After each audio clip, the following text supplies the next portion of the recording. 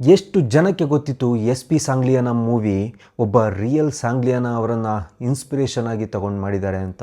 80-90ರ ದಶಕದಲ್ಲಿ ಬೆಂಗಳೂರು ರೌಡಿಗಳ ಸಿಂಹ ಸ್ವಪ್ನವಾಗಿರುವಂತಹ ಸೂಪರ್ ಕಾಪ್ ಯಾರು ಗೊತ್ತಾ? ಆ ದಶಕದಲ್ಲಿ ಸೂಪರ್ ಕಾಪ್ ಆಗಿರುವಂತಹ ಸಾಂಗ್ಲಿಯಾನ ಅವರು ಈಗ ಹೇಗಿದ್ದಾರೆ ಗೊತ್ತಾ? ಎಸ್ ಪಿ ಸಾಂಗ್ಲಿಯಾನ ಅಂದರೆ ನಮಗೆ ಫಸ್ಟ್ ನೆನಪಾಗೋದು ಯಾರು ಹೇಳಿ? ನಿಮ್ಮೆಲ್ಲರ ಪ್ರೀತಿಯ ಕರಾಟೆ ಕಿಂಗ್ ಶಂಕರ್ ನಾಗ್ ಅವರು. Hello, Sangliana here. ಅವ್ರ ಬಗ್ಗೆ ಒಂದು ದಿವಸ ಮಾತಾಡೋಣ.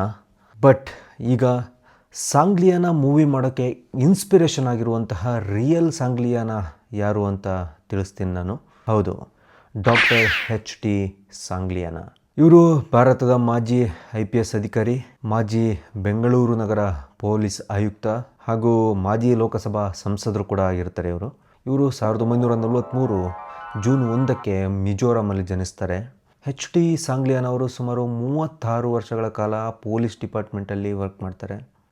Commissioner of police, deputy commissioner of police, director general of police, inspector general of prisons, ಈ ಎಲ್ಲ ಪೋಸ್ಟಿಂಗಲ್ಲಿ ಕೂಡ ಇವರು ವರ್ಕ್ ಮಾಡಿದ್ದಾರೆ.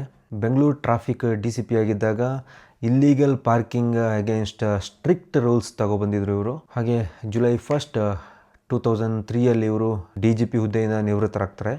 ಹಾಗೆ ಲೋಕಸಭಾ ಕ್ಷೇತ್ರದಿಂದ ಸ್ಪರ್ಧಿಸಿ ಗೆದ್ದು 14ನೇ ಸಂಸದರು ಕೂಡ ಆಗಿರ್ತಾರೆ. India US civil nuclear deal ಪರವಾಗಿ ಇವರು ಲೋಕಸಭೆಯಲ್ಲಿ ಮತ ಚಲಾಯಿಸ್ತಾರೆ. ಅದು BJP ಪಕ್ಷದವರ ಅಧಿಕೃತ ನಿಲುವಿಗೆ ವಿರುದ್ಧವಾಗಿರೋ ಕಾರಣ ಅವರನ್ನು BJP ಪಕ್ಷದಿಂದ ಹೊರಹಾಕಲಾಗುತ್ತೆ.